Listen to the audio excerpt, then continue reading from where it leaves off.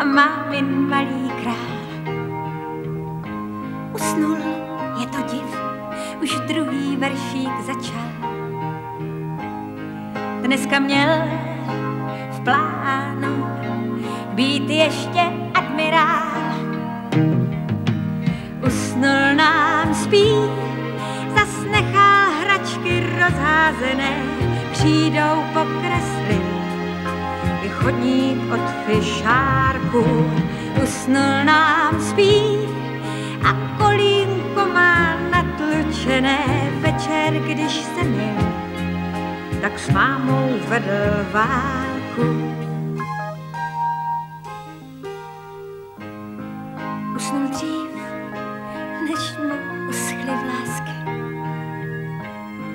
Zmeškal vám i schůzku s pohádkou.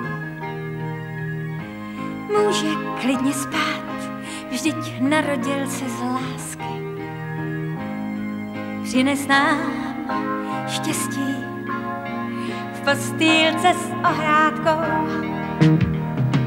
Podívej, spí a v dlani svírá desetníček, co mu strýček dá, že krmil v zimě ptáčky. Podívej, spí a tvář má jako andělíček, i když nasypal nám na zem připínáčky.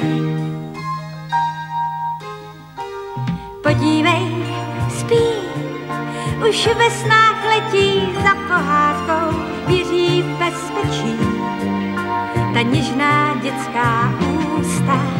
Usnul nám spí, náš malý rytíř za ohrádkou, až se probudí, tak nikdy nesmí zůstat.